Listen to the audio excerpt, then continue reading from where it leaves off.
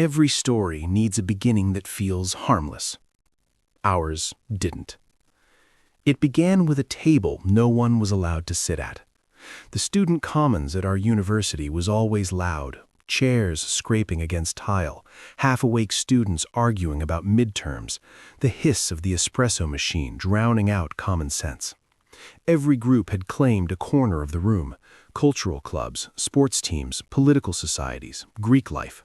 All of them had banners, flyers, sign-up sheets, and the full blessing of the university.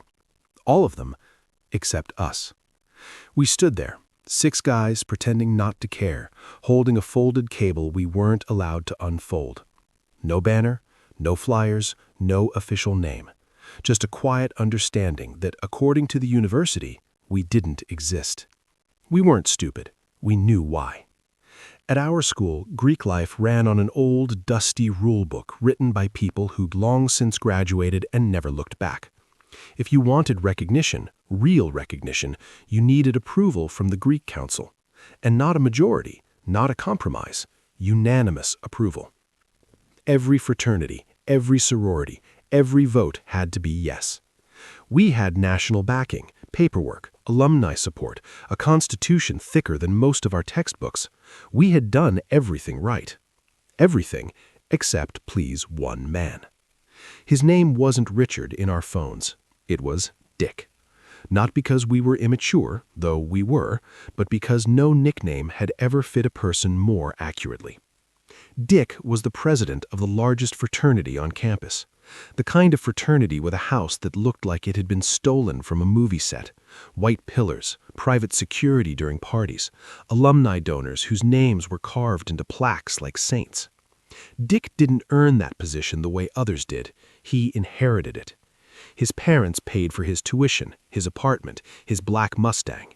Rumor had it they'd paid for his hair, too, because whatever sat on top of his head didn't look like it had grown there naturally. His skin was always pale, as if sunlight offended him personally. His smile, when it appeared, was sharp, rehearsed, and always aimed downward. Everyone knew Dick. No one liked Dick. Except Dick. He believed, truly believed, that he was the axis around which the campus rotated, that parties existed because of him, that Greek life breathed because he allowed it to. And the worst part? The system agreed. The first time we applied for recognition, we were nervous but hopeful. We'd shaken hands, smiled politely, and answered questions like responsible adults. When the votes were read aloud, 7 organizations voted yes. 1 voted no. Dick leaned back in his chair like he'd just finished a meal. The second time, months later, we tried again, more polished, more prepared, more desperate. Same result. Same lone dissent. After that, things changed. Suddenly, campus police showed up to our parties for noise complaints that didn't exist. Suddenly, emails landed in our inboxes warning us about unauthorized gatherings. Suddenly, every tiny misstep was reported before we even noticed it had happened. Dick never confronted us directly. He didn't need to. Power doesn't yell. It whispers to systems and lets them do the shouting. We started meeting in my apartment because it was the only place that felt safe. Cheap carpet, mismatched chairs, the smell of old beer and ambition hanging in the air. "We're invisible," someone said one night. "No," another replied. "We're being erased." That's when Emily entered the story. She wasn't supposed to matter at first. None of us thought so. Emily was in one of the sororities that had voted yes for us, quietly, without drama. I met her on a balcony during a party we technically weren't allowed to throw. The music pulsed behind us, but out there, it was just city lights and the sound of distant traffic. "You guys don't deserve this," she said, staring out into the night. I laughed. Apparently the council disagrees. She turned toward me, serious. "No, one person disagrees." That's the first time someone outside our circle said it out loud. Dick wasn't just blocking us. He was enjoying it. Emily knew things people didn't say openly. Stories whispered between sorority sisters, names of girls who'd stopped going to certain parties, text messages deleted but not forgotten, incidents smoothed over because reporting them would have caused problems. Dick wasn't just an asshole. He was protected. and protection breeds arrogance. Weeks passed, the semester dragged on, finals loomed. Our frustration fermented into something heavier, something sharper. Not rage, yet, but resolve. Then, one humid summer night, opportunity parked itself on the grass behind my apartment. A black Mustang. Illegally parked, carelessly angled, untouchable in its owner's mind. Dick's car. I knew it instantly. Everyone did. It was the same car he revved too loudly outside parties, the same one he leaned against like it was an extension of his personality. I didn't hesitate. I called the guys. Then I called the tow company. As we gathered by the window, watching the car sit there like it owned the earth, something shifted inside me. This wasn't about petty revenge, not yet. This was about gravity, about reminding someone who'd never fallen that the ground existed. When the tow truck's lights appeared at the edge of the lot, blue and amber cutting through the darkness, no one spoke. We just watched. Down below, somewhere inside the apartment complex, Dick laughed, unaware. Above him, unseen, the system he trusted prepared to do what it always did. This time, not for him. And as the tow truck rolled closer, I realized a terrifying and exhilarating thing all at once. This wasn't the end of the story. It was the moment it stopped being quiet. The tow truck didn't rush. That was the cruelest part. Its engine growled slowly as it backed toward the Mustang, hydraulic arms unfolding like something mechanical and indifferent to human pleading. The driver didn't look up. He didn't need to. The rules were the rules, and tonight, for once, the rules weren't bending for Dick. We watched from the window, a dozen silhouettes pressed against the glass. No one cheered, no one laughed. The silence felt heavier than celebration. It felt like disbelief. "Is this actually happening?" someone whispered. Below us, Dick burst through the side door of the apartment complex. He ran the way people run when they've never had to run before. Awkward, panicked, offended by the idea that effort was required. His sandals slapped against the pavement. His shirt clung to him. His face was red before he even reached the car. "Hey, hey!" he shouted, waving his arms like authority itself should stop the truck. The driver finally looked at him. "Car's already hooked," he said flatly. Dick's voice cracked. "Come on, man, I'll move it. I'll move it right now." The driver shook his head. Too late. Dick looked around, desperate now, searching for witnesses who might matter. He didn't look up. He never thought to look up. If he had, he would have seen us. 12 faces, calm, still, watching. The Mustang lifted off the ground. Something inside me loosened, not joy, not triumph, but relief. Like pressure leaving a sealed container. For the first time in months, Dick was subject to the same consequences as everyone else. He stood there as the truck pulled away, his car disappearing down the road, taking a piece of his certainty with it. Then he screamed. Not at the driver, not at the universe, at the system that had betrayed him for the first time. We didn't stay to watch the aftermath. We didn't need to. The image was already burned into our memories. Power reduced to confusion. Inside my apartment, the mood shifted. Laughter bubbled up, sharp and nervous. Someone cracked a beer. Someone else slapped the table. But beneath it all, there was something else. A question. What happens now? Emily called me an hour later. "I heard," she said. "News travels fast. It always does when the wrong person is embarrassed." She paused. "Be careful." I leaned against the kitchen counter, staring at the window. "Careful of what?" "People like him don't learn lessons," she said softly. "They look for revenge." The next morning, campus buzzed. By noon, everyone knew Dick's car had been towed. By evening, everyone knew he'd spent hours trying to figure out why it smelled like something had died inside it. He missed meetings. He snapped at people. He stopped smiling. And that's when the rumors started turning. Emily wasn't the only one who'd been waiting. Once the image of perfection cracked, others began to talk, quietly at first, then louder. Stories stacked on top of each other like evidence no one wanted to be responsible for holding. A freshman who'd been pressured into silence. A party where things had gone too far. Messages that crossed lines and then vanished. Nothing concrete, nothing official, but patterns don't need paperwork to be real. The Greek council scheduled an emergency meeting. Dick showed up late. He looked different, smaller somehow. The chair didn't bend toward him the way it used to. Eyes followed him, not with admiration, but curiosity, suspicion. When the chair asked if there were any new concerns to raise, Emily stood up. She didn't raise her voice, she didn't shake. She told the truth. Not dramatically, not emotionally.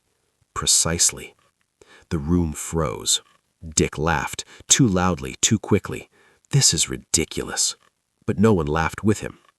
Questions followed, careful ones, then harder ones. Dick deflected, blamed misunderstandings, claimed jealousy. For the first time, it didn't work.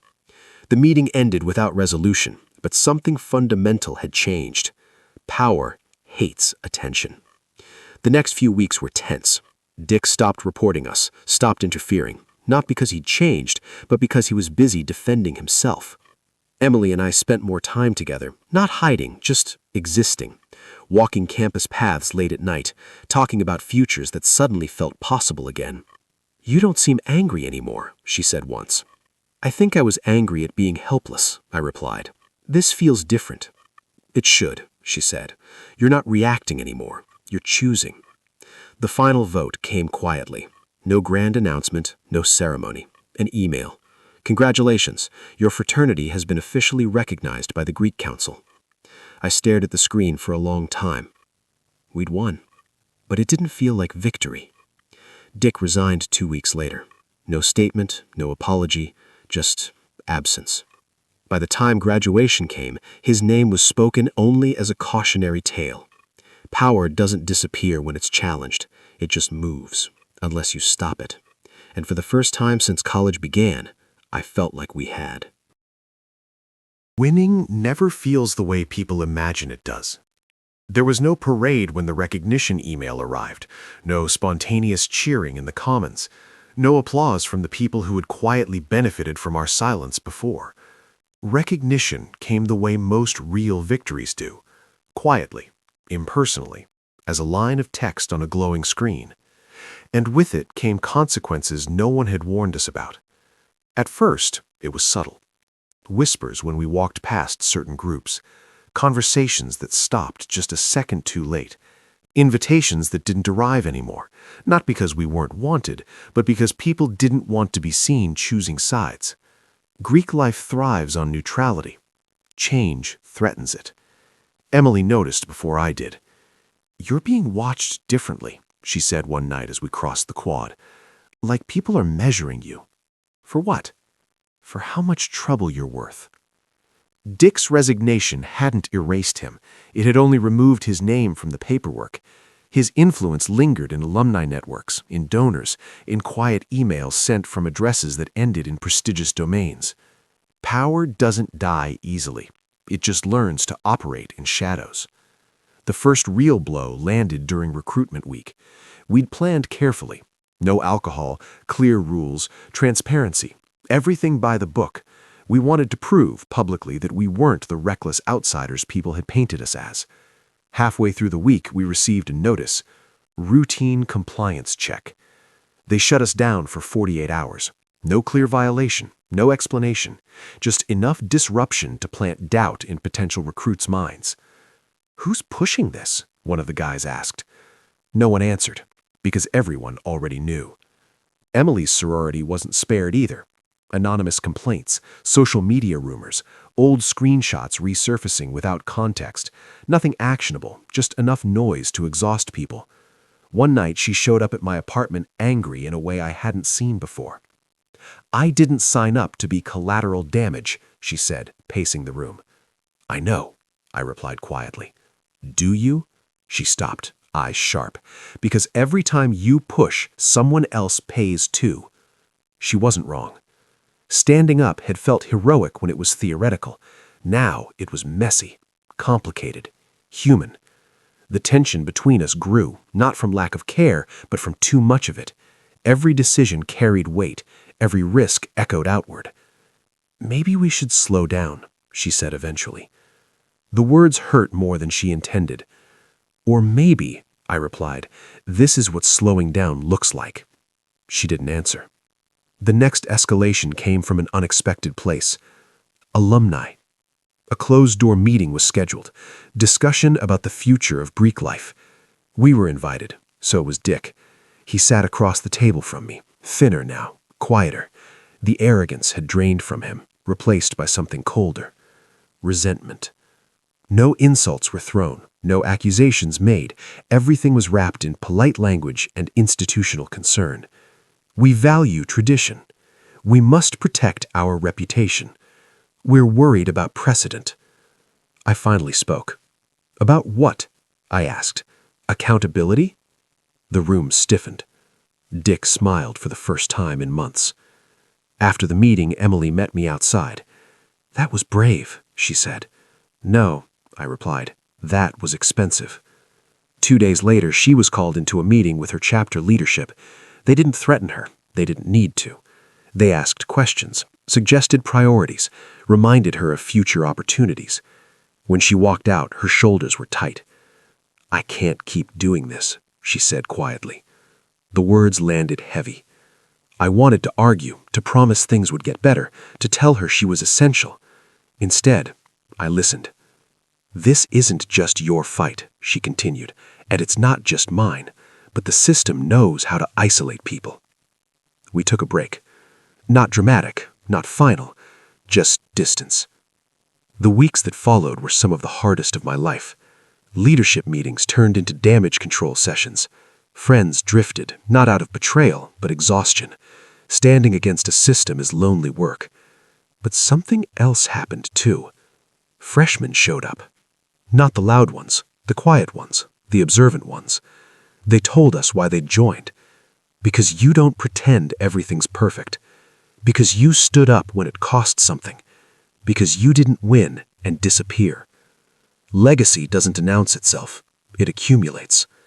Emily reached out near the end of the semester. "You were wrong," she said. "So was I replied. We didn't pick up where we left off. We rebuilt, slower, steadier, with eyes open. Dick transferred the following term. No goodbye, no redemption arc, just absence again. But this time it felt permanent. As finals approached and graduation loomed, I realized something I hadn't expected. The story wasn't about him anymore. It never really had been.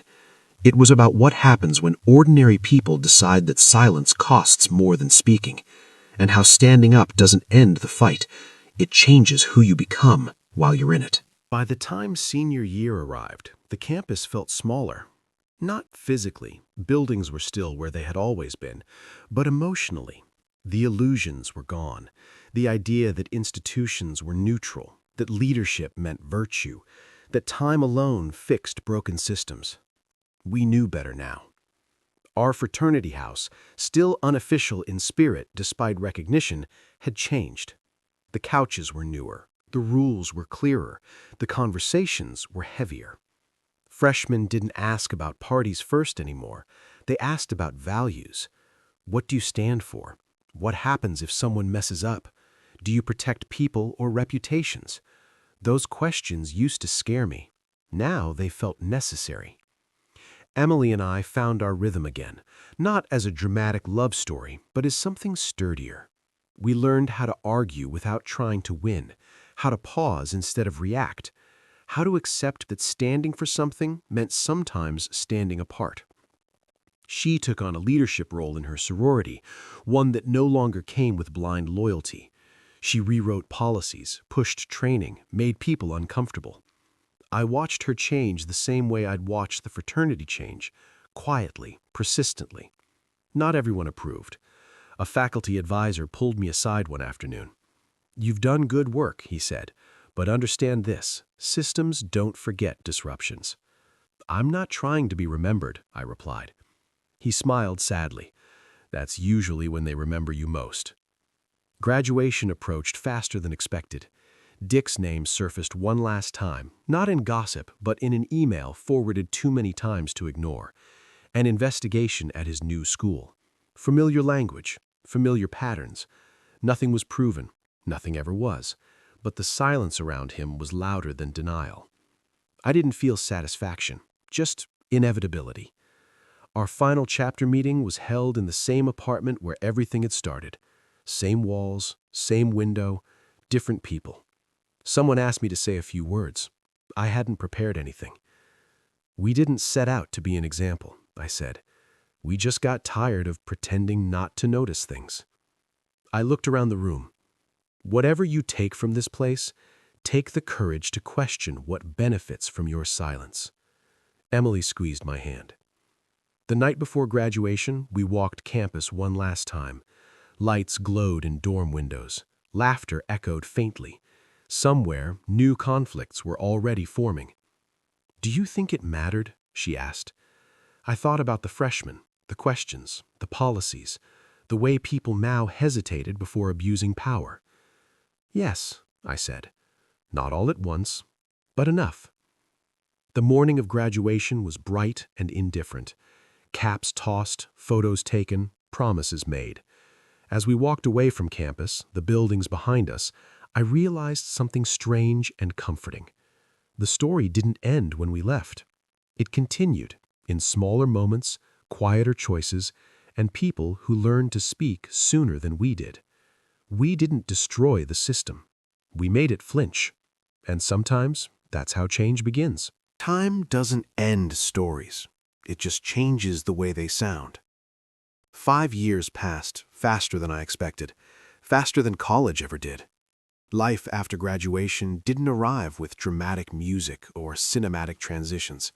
It came quietly, in emails and leases, in job interviews and early alarms, in learning how to introduce myself without mentioning the things that once defined me. I left town 2 weeks after graduation. Emily stayed 1 year longer. She had work to finish, projects she refused to abandon halfway. We promised distance wouldn't dilute us. It didn't. It refined us. We learned how to exist without shared walls, without shared enemies. Love, it turns out, doesn't thrive on adrenaline forever. It needs steadier ground, harder conversations, the kind where you don't win, you understand. We met again a year later in a different city. Older, sharper around the edges, but unmistakably us. We didn't talk about Dick, not because we'd forgiven him, but because he no longer mattered. The fraternity stayed behind, passed into hands that didn't know our faces but knew our rules. That mattered more than memory. Institutions forget names easily. They don't forget structure. Every once in a while, I'd receive a message from someone I didn't know, a sophomore, a transfer student, an RA, once a faculty member. They all said some version of the same thing. "I heard what you did. It made it easier to speak up. I didn't think anyone ever pushed back before." That's when I understood something I hadn't back then. We hadn't changed the system because we were brave. We were brave because the system assumed we wouldn't be. Power relies on prediction, on knowing who will stay quiet. Years later, Emily and I returned to campus together for an alumni event. The buildings looked smaller, the paths shorter, the commons louder. Different banners hung where ours never had. I didn't feel bitterness. I felt distance. We walked past the old apartment complex. The grass where the Mustang once sat was greener now, perfectly ordinary. "You ever think about that night?" Emily asked. "Not the way people think. I think about what came after." She smiled. "Me too." Inside the student center, a group of freshmen stood behind a table. A familiar banner. Our banner. Different faces. Same name. One of them noticed us looking and waved. "You guys alumni?" he asked. "Something like that," I said. "What made you join?" Emily asked him. He shrugged. "They ask better questions than most groups." That was enough. We didn't introduce ourselves. We didn't correct him. We let the story belong to someone else. Later that night, back in the hotel room, Emily asked me something I hadn't heard in years. If you could go back, knowing everything, would you still do it? I thought about the fear, the isolation, the nights where doubt sat heavier than confidence, the cost it had taken from people who hadn't asked to pay it. "Yes," I said finally, "but I'd listen sooner. I'd protect better. I'd move slower. She nodded. That's growth. The next morning, as sunlight crept across unfamiliar walls, I checked my phone. An email. Subject line. Policy update. Greek Council. I didn't open it right away. Some things no longer required my attention. What mattered had already happened. Stories like ours don't end with villains punished or heroes crowned. They end with quieter victories, rooms that feel safer, questions that get asked sooner, power that hesitates before it harms. Dick faded into obscurity, not because he was defeated, but because the system stopped bending for him. That's how real endings work, not with noise, with echoes. And if someone someday tells a story about a rule that changed, or a silence that broke, or a moment when speaking felt heavier than staying quiet, they won't mention our names. They won't need to, because the best stories don't ask to be remembered. They ask to be continued.